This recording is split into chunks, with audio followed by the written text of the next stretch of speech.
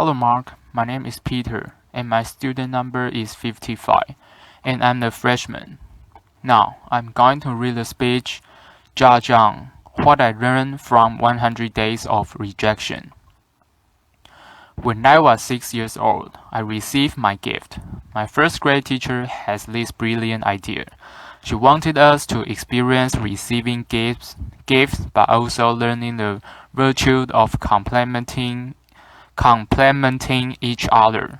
So she had all of us come to the front of the classroom, and she bought all of us gifts and stuck them in the corner. And she said, why don't we just stand here and compliment each other? If you hear your name called, go and pick up your gift and sit down. What a wonderful idea, right? What could we go wrong? Laughter. Well, there were 14 of us start with, and every time I heard someone's name called, I would give out the heartiest cheer. And then there were 20 people laugh, and 10 people laugh, and 5 laugh, and 3 laugh, and I was one of them. And the compliment stopped. Well, at that moment, I was crying, and the teacher was freaking out. She was like, "Hey, would anyone say anything nice about these people?" Laughter. No one? Okay, why don't you go get your gift and sit down? So behave next year. Someone might say something nice about you. Laughter. Well, as I'm describing this you probably know I remember this really well. Laughter. But I don't know who felt worse that day. Was it me or the teacher? She must have realized that she turned the team building event into the public roast for this 6-year-old. And without the humor. You know, when you see people get roast on TV, it was funny. There was nothing funny about that day. So that was one version of me, and I would die to avoid being in that situation again. To get rejected in public again. That's one version.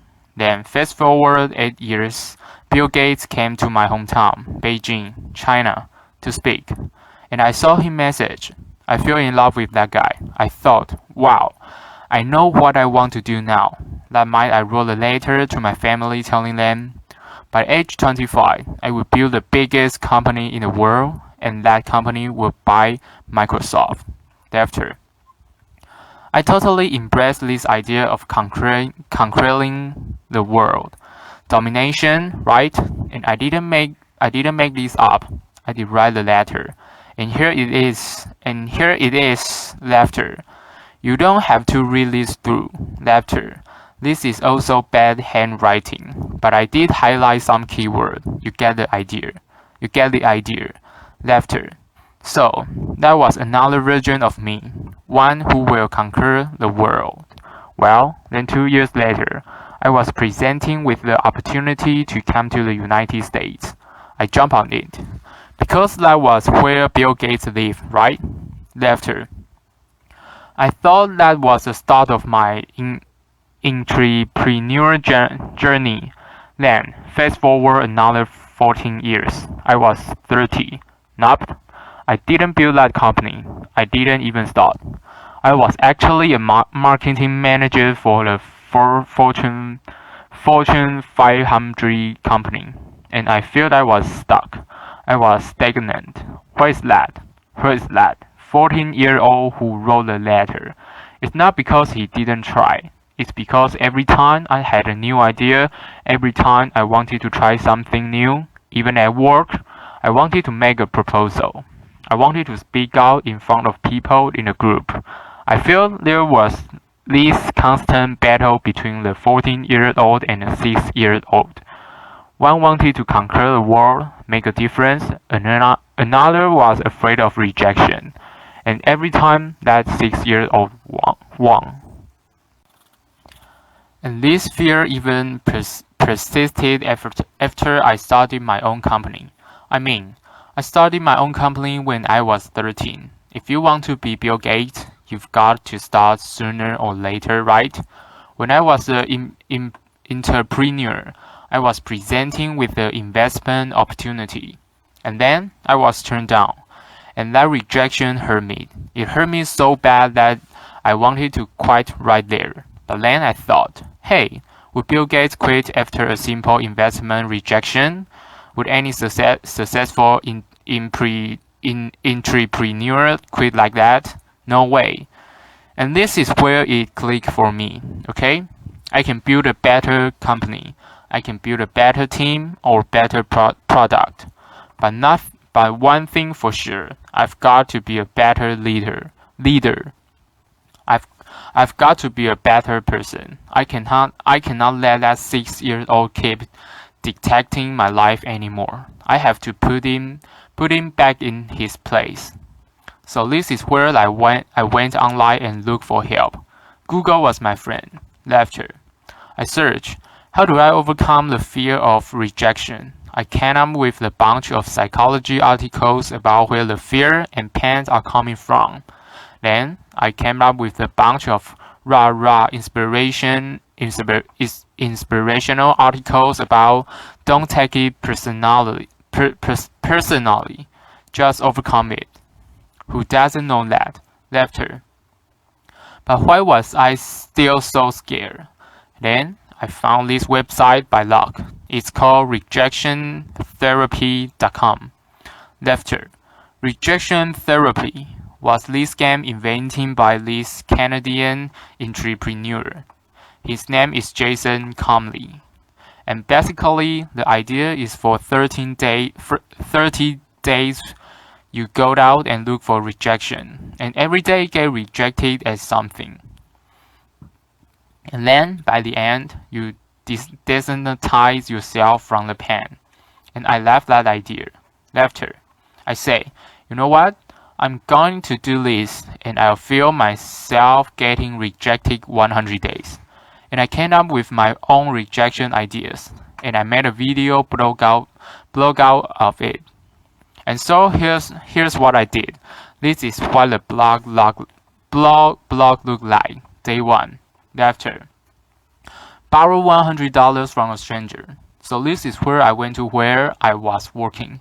I came downstairs and I saw this big guy sitting behind the desk. He looked like a security guard. So I just approached him and I was just working, and that was longest work of my life. Hair on the back of my neck standing up. I was sweating and my heart was pounding. And I got there and said, hey sir, can I borrow $100 from you? Laughter. And he looked up. He said, no, why? And I just said, no, I'm sorry. Then I turned around and I just ran. Laughter. I feel so embarrassed, but because I feel myself. So that night I was watching myself getting rejected. I just saw how scared I was. I looked like this kid in the Sixth Sense. I saw dead people. Laughter. But then I saw this guy, he wasn't at menacing. He was a chubby, lovely guy, and he even asked me why. In fact, he invited me to explain myself, and I could have said many things. I could have explained. I could have negotiated.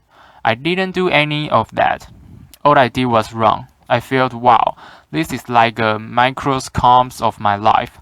Every time I feel the slightest rejection, I would just run as fast as I could. And you know what? The next day, no matter what happened, I'm going out to run. I'll stay engaged. Day 2. Request a burger refill. Laughter. It's when I went to a burger joint. I finished lunch, and I went to the cashier and said, hey, can I get a burger refill? Laughter. He was all confused, like, what's a burger refill? Laughter. I say, well, it's just like a drink refill but with a burger. And he said, sorry, we don't do burger refill, man. Laughter. So this is where rejection happened and I could have run. But I stayed. I said, well, I love your burgers. I love your joint. And if you guys do a burger refill, I will love you guys more. Laughter. And he said, well, okay, I will tell my manager about it, and maybe we'll do it. But sorry, we can do this today. Then I left. And by the day, I won't think they've ever done burger refill. Laughter. I think they're still here. they're still there, but the life and death feeling I was feeling the first time was no longer there. Just because I stayed engaged, because I didn't run. I say, wow, great, I'm already learning things great. And then day 3, getting Olympics donut. This is where my life was turned upside down. I went to the Krispy Kreme.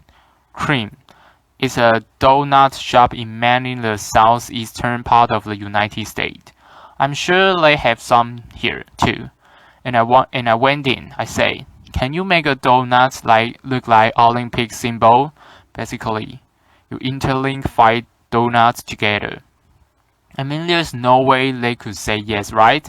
The donut maker took me so seriously. Laughter. So he put out a paper, starting jotting down the color and the rings, and it's like, how can I make this? And then 15 minutes later, she came out with a box that looked like Olympics ring, and I was so touched. I just couldn't believe it. And that video got over 5 million views on YouTube. The world couldn't believe that either. Laughter. You know, because of that I was in newspapers, in talk shows, in everything, and I became famous. A lot of people starting writing emails to me and saying, what you are doing is awesome, but you know, fame and notoriety did not do anything to me. What I really wanted to do was learn and to change myself. So I turned the rest of my 100 days of rejection into this playground, into this research project. I wanted to see what I could learn. And then I learned a lot of things. I discovered so many secrets. For example, I found if I just don't run, if I got rejected, I could actually turn a no into a yes.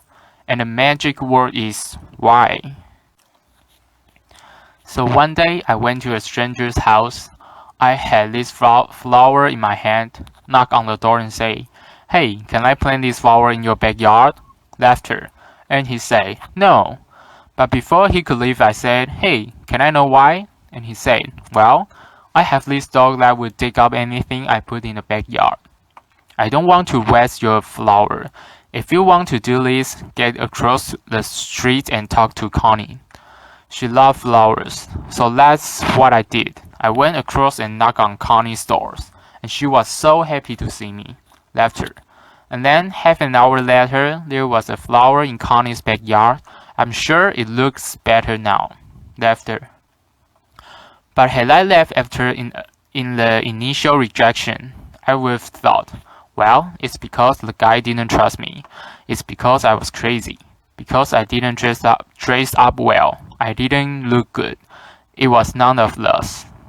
It was because what I offered did not fit what he wanted. And he trusted me enough to offer me a referral using a sales term. I converted a referral. Then one day, and I also learned that I can actually say certain things and maximize my chance to get yes. So for example, one day I went to a Starbucks and asked the manager, hey, can I be a Starbucks greeter? He was like, what's a Starbucks greeter? I say, do you know those Walmart greeters, those people who say hi to you before you walk in the store and make sure you don't steal stuff. Basically, I want to give a Walmart experience to Starbucks customers. Laughter. Well, I'm not sure that is a good thing, actually. Actually, I'm pretty sure it's a bad thing. And he was like, oh, yeah, this is how he looked. His name is Eric. And he was like, I'm not sure. This is how he was hearing me. Not sure? Then I asked him, is that weird? He's like, yeah, it's really weird, man. But as soon as he said that, his whole demeanor changed. It's as if he's putting all the dope on the floor, and he said, yeah, you can do this, just don't get too weird. Laughter. So for the next hour, I was the Starbucks greeter. I say hi to every customer that walked in and gave them the holiday cheers. By the days, I don't know what your career trajectory is, but don't be a greeter. Laughter. It was really boring. But then I found I could do this because I mentioned. Is that weird? I mentioned the doubt that he was having. And because I mentioned, is that weird? That means I wasn't weird. That means I was actually thinking just like him. Seeing this as a weird thing. And again, I learned that if I mention some doubt people might have before I ask the question, I gain their trust. People were more likely to say yes to me. And then I learned I could fulfill my life dream by asking. You know, I came from 4 generations of teachers, and my grandma has always told me, "Hey, Jiang, you can do anything you want, but be great if you become a teacher." Laughter. But I want to be an entrepreneur, so I didn't. But it has always been my dream to actually teach something. So I said, what if I just ask and teach a college class? I lived in Austin at the time. So I went to University of Texas at Austin and knocked on the professor's door and say, "Can I teach a class?" I didn't get anywhere the first couple of times. But because I didn't run, I kept doing it. And on the third try, the professor was very impressed. She was like, "No one has done this before." And I came in prepared with PowerPoint and my lesson. He said, "Wow, I can use this. Why don't you come back in 2 months? I'll fit you in my curriculum." And 2 months later, I was teaching a class. This is me. You probably can see it. This is a back picture, you know. Sometimes you get rejected by lighting, you know. Laughter. But wow, when I finished teaching that class, I walked out crying because I thought I could fulfill my life dream just by simply asking. I used to think I have to accomplish all these things, have to be a great entrepreneur, or get a PhD to teach. But no, I just asked, and I could teach. And in that picture, which you can see, I quote Martin Luther King Jr. Why? Because in my research, I found that people who really change the world, who change the way we live and the way we think, are the people who were met with initial and often violent rejections. People like Martin Luther King Jr., like Mahatma Gandhi, Nelson Mandela, or even Jesus Christ. These people did not let rejection define them. They let their own reaction after rejection define themselves, and they embrace rejection.